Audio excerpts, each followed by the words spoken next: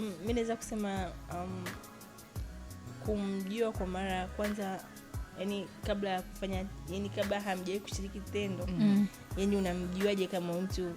Mimi nadhani hakuna, labda paka mkishashiriki. Sasa ndo mko nini lakini kinakutana? Mko ndani tayari. Kwa sababu kuna watu wako kwenye mahusiano but hawa enjoy. Yani they don't enjoy that. Lakini kuna mtu anakuambia mpenzi wangu ndo master kwenye mambo hayo. So kwako wewe ukiwa kwenye mahusiano, kitu gani kinakufanya umjudge mpenzi wako kama mtu ambaye au ndo ile tu ukishampenda basi?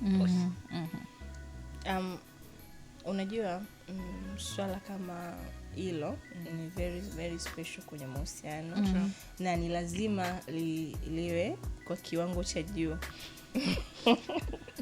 Ndio tunakusikiliza. Yaani lazima liwe kwenye kiwango cha juu. Kwa hiyo bana niambie, anaibu Fatma.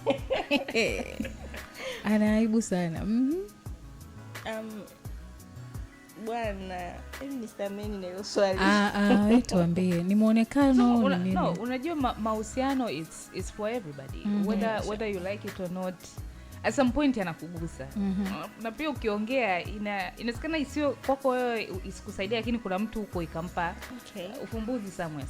Kuna mwingine hata ajui anachokijua. Yupo tu. So at least ukimwambia ataanza sasa kutoa, okay, kumbe inaweza ikawa hivi vile. So you just say worry out. Cha kwanza muonekano wake. Mambo si ndo hayo sasa. Kwa kweli mimi mwenyewe muonekano matters. Mtu akiwa kidogo bwana, mtu akiwa hana muonekano you can judge. Alafu kitu kingine ambacho nakiamini pia, ili mtu akuvutie lazima awe na muonekano mzuri. Kweli kabisa. Lazima awe ananukia vizuri. Mambo clocky. Sindo maana mahali kama hapa tunasema clocky, si ndio? Kwa mfano pia na nikisema muonekano namaanisha kwamba mfano umeniona mimi nilivyo. So mimi siwezi kuwa na mwanaume mfupi. Yani kana mwangalia hivi. Siwezi kupata yani siwezi kujisikia chochote hata nikiwa namuona hapo. Sema shida, wanaume wafupi ni wengi, watu wana okay. Ngoja ninyamaze. Kido unatusikiliza tu sisi, wewe vipi? Mbona hujasema kwani? Mimi nimesema muonekano. Mimi yani hiyo iko wazi. Mimi pia mwanaume mfupi hapana. Yaani mimi siwezi nikakuangalia muonekano kwanza. Muonekano matters. Appearance. Amna kingine. Kala.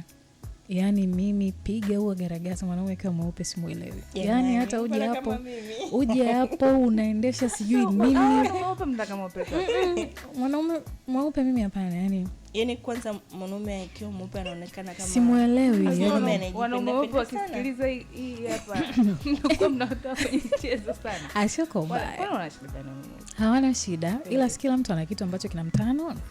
Mimi wanaume akiwa mfupi lakini ndo atukie mtu wako anakupenda mapenzi yale unaotaka kupendwa wewe. Yaani akishakuwa mweupe tu tumeharibu. Yaani hawezi kupata anachokitaka. Kashaharibu. Tutafika kuchoka sana. Sasa mtu kuchoka sana. Ndio hivyo. Wow.